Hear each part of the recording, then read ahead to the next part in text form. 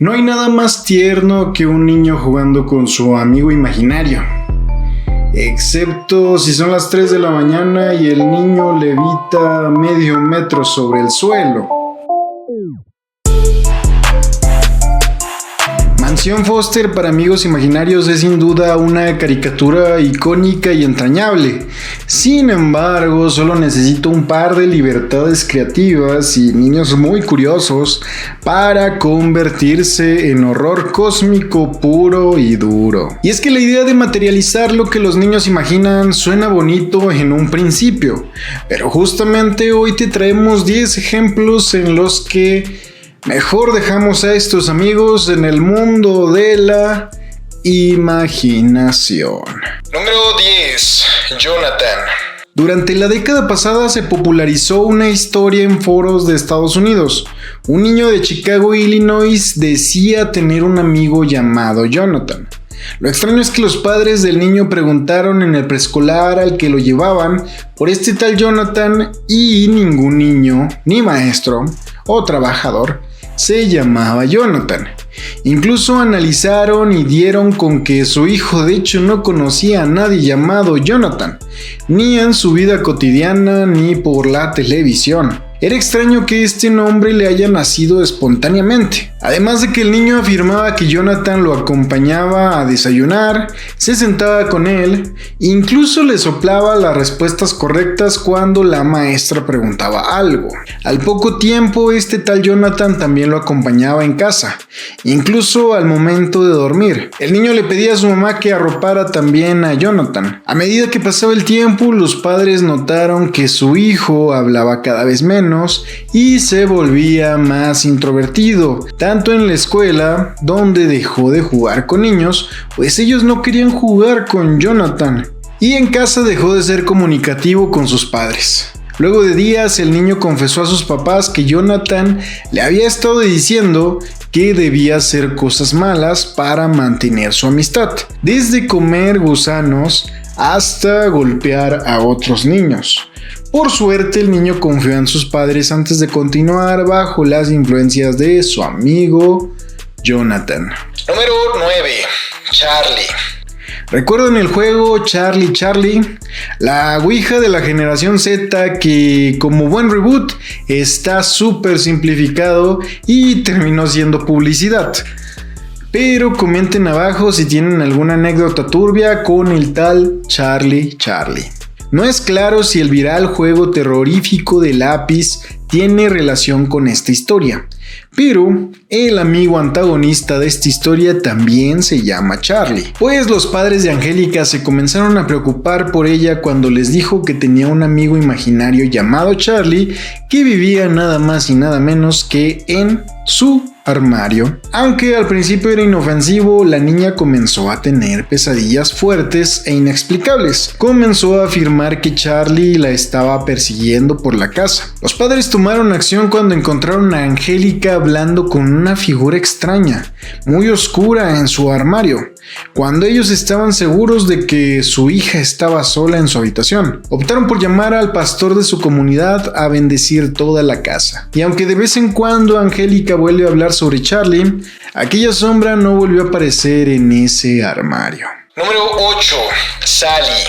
La película de Nightmare Before Christmas o El extraño mundo de Jack para los compas es legítimamente un clásico tanto navideño como de Halloween, y justamente un hombre inglés llamado Harold y su esposa Thomasine siempre fueron fanáticos de estas dos festividades, y naturalmente su hija iba a ser fanática de la cinta animada, al punto de tener una amiga imaginaria llamada Sally, igual que la enamorada de Jack Skellington, solo que la pequeña metió bastantes libertades creativas a su amiga, pues supuestamente su amiga Sally era una niña muerta. Pero no solo eso, la hija de Harold y Thomasine afirmaba que Sally le decía cosas perturbadoras sobre la muerte, hablando de una forma muy positiva sobre estar muerta, como si la estuviera intentando convencer de morir y acompañarla en su mundo, el cual no era muy diferente al, nunca mejor dicho, extraño mundo de Jack, por lo que ella adoraría vivir ahí.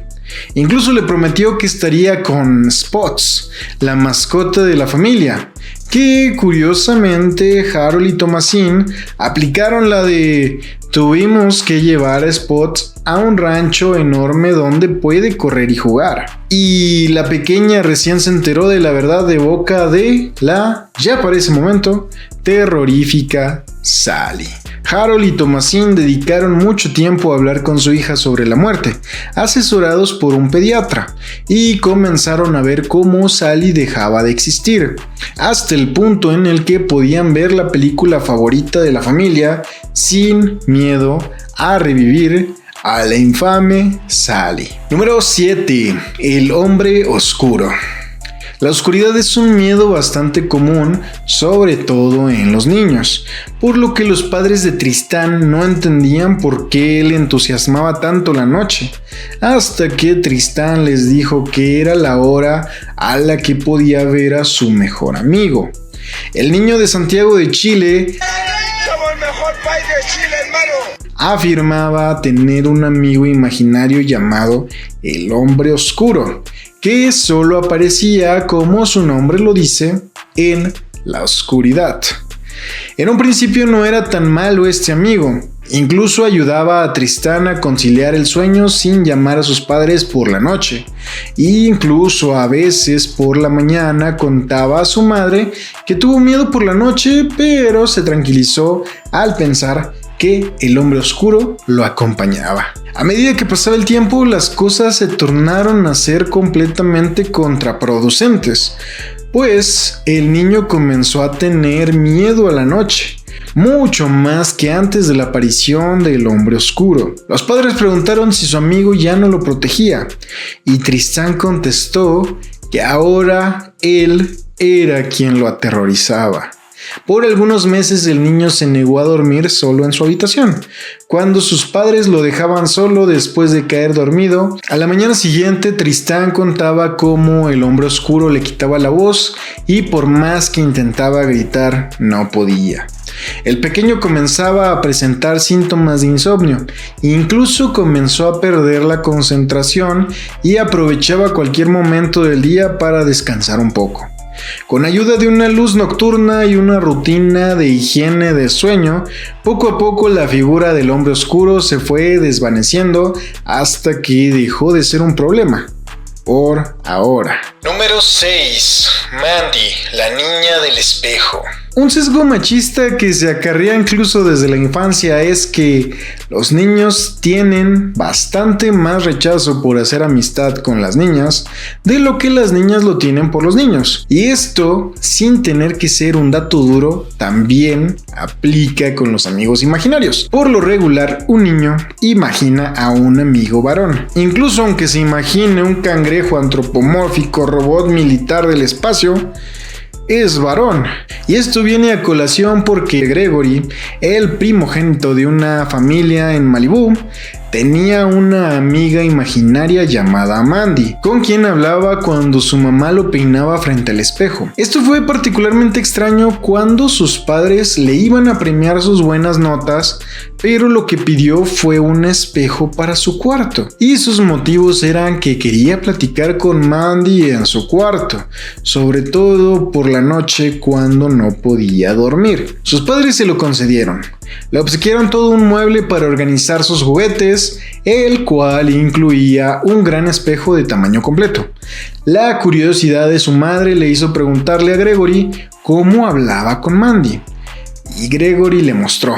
Le dijo que tenía que permanecer por un tiempo frente al espejo, mirando fijamente hasta que Mandy se asomara por su espalda. Pero la madre de Gregory no quiso intentarlo, lógicamente. Lo que prendió las alarmas de la mamá de Gregory fue que encontró al niño modelando el espejo sin ropa, algo que podría ser un juego de lo más normal y saludable para un niño explorando su cuerpo. Pero cuando la mamá le preguntó, Gregory dijo que Mandy quería verlo para ver si podía convertirse en el papá de sus hijos. Y eso ya no es muy normal ni saludable. Los padres de Gregory buscaron opciones diplomáticas para ayudar a su hijo hasta que un día, de la nada, Gregory rompió su espejo. Asustados fueron con él, pero el niño se veía sano y salvo, además de que estaba muy tranquilo, y solo dijo: Mandy se fue y ya no volverá. Número 5. El payaso Simon.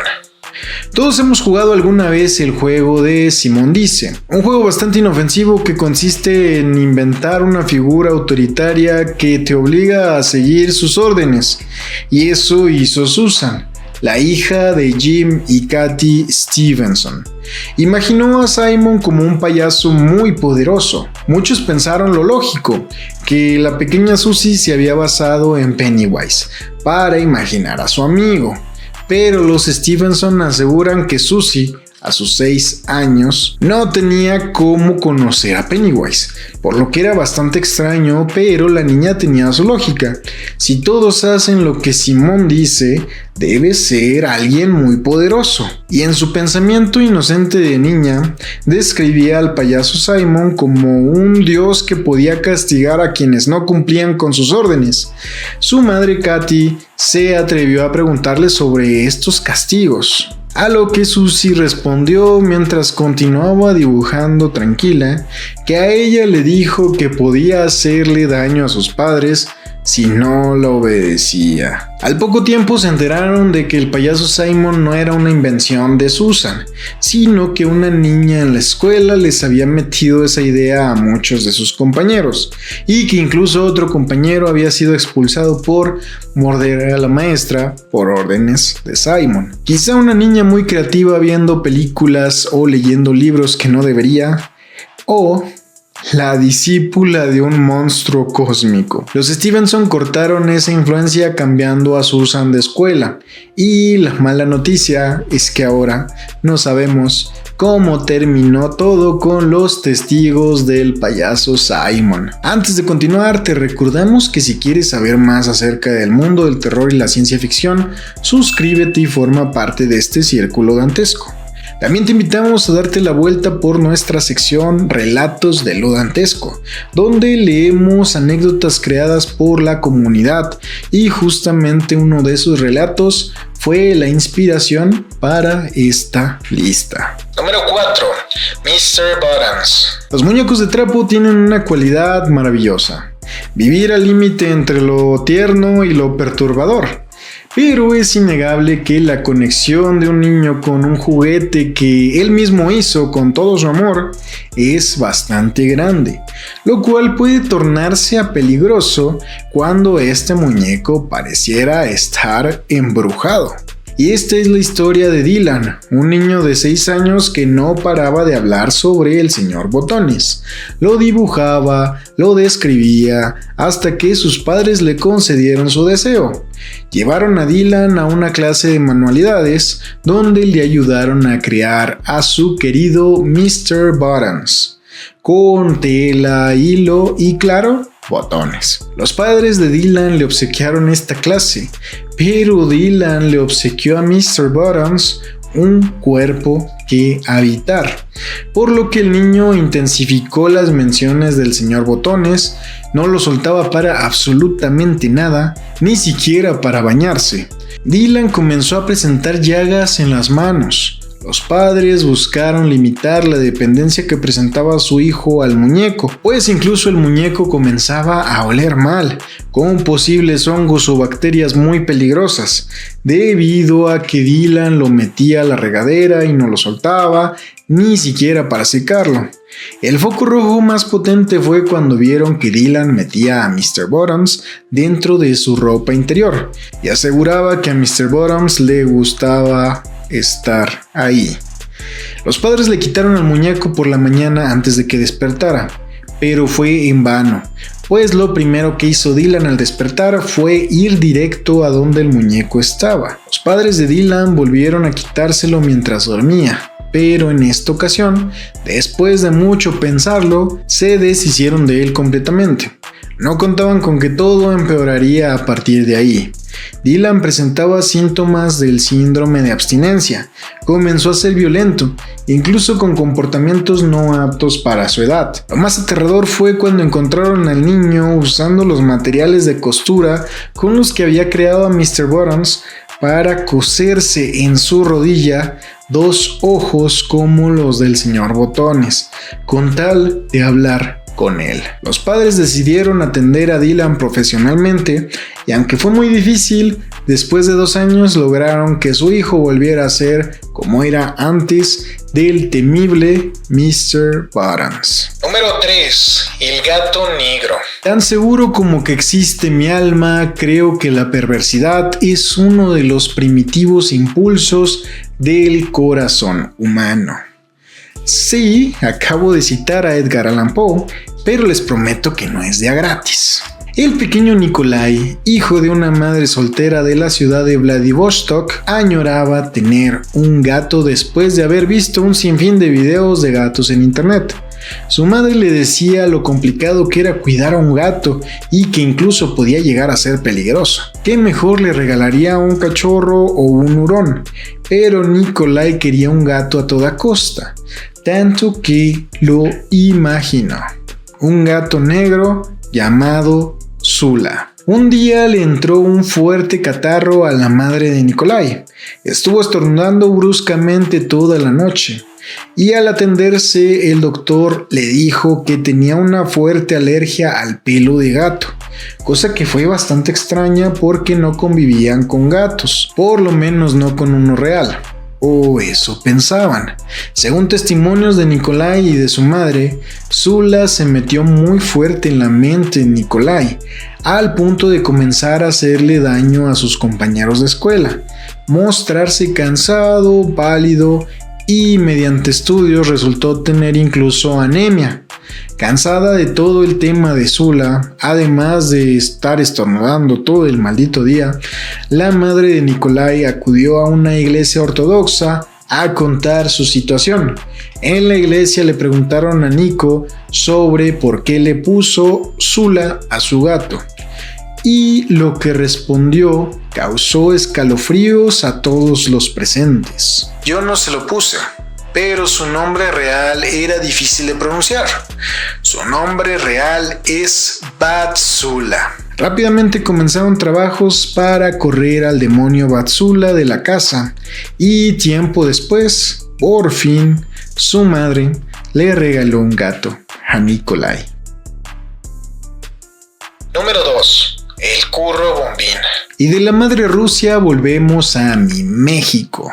¿Cómo no? En donde quizá no tenemos mitología eslava ni nombres que suenan a que en cualquier momento invadirán todo un continente montados en osos, pero tenemos algo más peligroso y que su efecto colonizador ha sido muchísimo más efectivo: la Iglesia Católica, con todo y sus demonios. Sin mencionar que tenemos otro factor que intensifica estos casos: paternidades mínimamente cuestionables.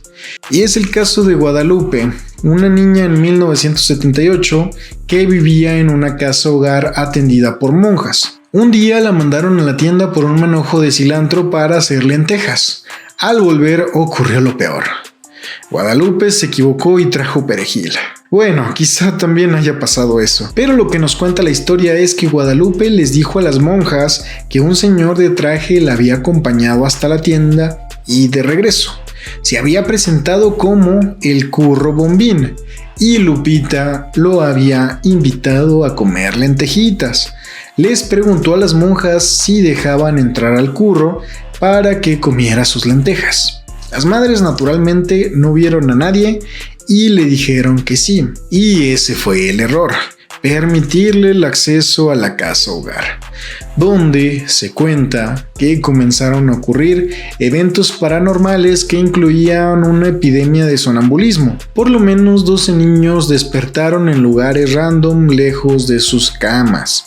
Un día las monjas despertaron en la madrugada porque escucharon el grito general de 8 niños que compartían cuarto. Cuando las madres llegaron, los niños aseguraban que uno de sus compañeros había flotado con todo y sábana. Pero lo que de plano activó las sospechas de las monjas fue que Guadalupe comenzó a disociarse y dibujaba signos diabólicos, y en una ocasión afirman que le escucharon hablar lenguas antiguas predecesoras del latín. La casa hogar comenzó a apestar a carne putrefacta, y esto a su vez atraía muchísimas moscas. Lupita un día dijo: al curro le gustan las moscas, ellas le llaman señor. Las monjas le contaron esto al sacerdote de la Basílica Superior, y él les dijo que el señor de las moscas era nada más y nada menos que Beelzebub, uno de los demonios de mayor jerarquía en los infiernos. Con indicaciones de la arquidiócesis, se vació el refugio, los niños fueron llevados a otras casas hogares, pero Guadalupe tuvo que permanecer para ser santificada, y muchos cuentan que se le tuvo que realizar un exorcismo extraoficial sin el permiso del Vaticano. Lo cierto es que la niña no sobrevivió. Aquel convento fue abandonado por la iglesia y adquirido posteriormente, y aquí viene lo surreal, para la construcción de un Coppel. México mágico nos puede regalar una de las mayores historias de posesiones demoníacas de la historia, pero siempre mete su toque que lo hace único. Número 1. Dios es mi amigo. Si algo les puedo decir como ex catequista y ex misionero, la primera enseñanza que se le da a un niño en materia pastoral es que Dios es su amigo.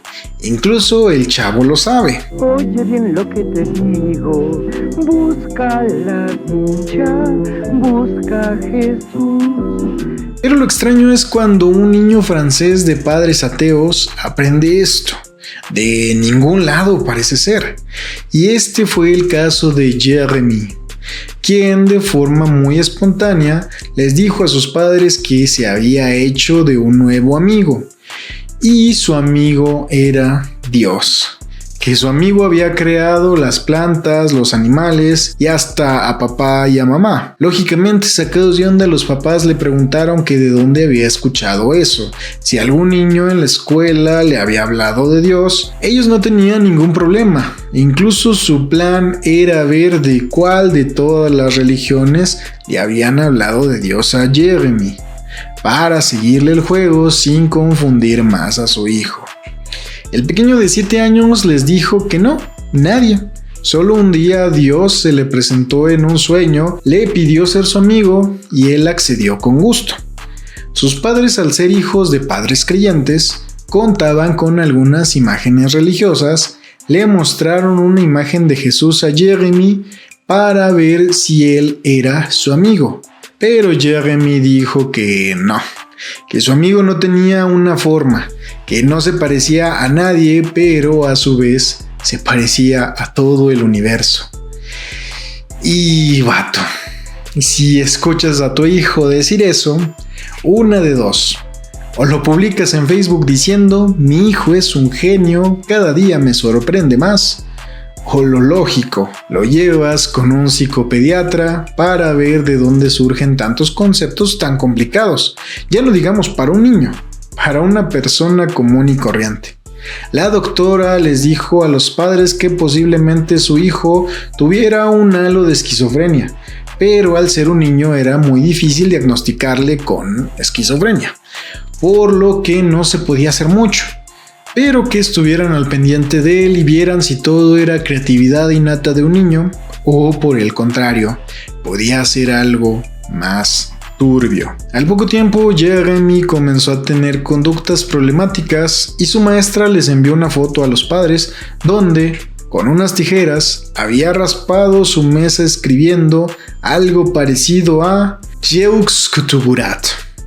Investigando en todas las religiones habidas y por haber, solo identificaron la palabra Jeux como el término primigenio con el que las primeras civilizaciones humanas llamaban a su dios, y que después se deformó para estructurar nombres como Zeus, Jesús, Jehová, Yahvé, Joshua, entre otros nombres del dios superior en distintas civilizaciones. Pero Cthulhu no existía ni siquiera formaba parte de ningún dios de la ficción Lovecraftiana.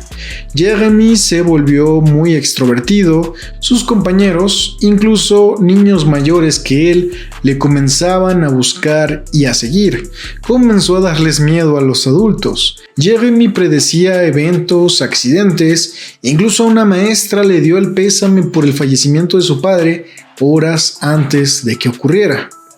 Un día de la nada Jeremy desapareció y en un principio sus padres hicieron todo para buscarlo, pero simplemente no hubo forma de investigar la desaparición. Solo se marchó como si su amigo lo hubiera requerido en el plano superior. Y bueno, ¿qué les pareció nuestra lista?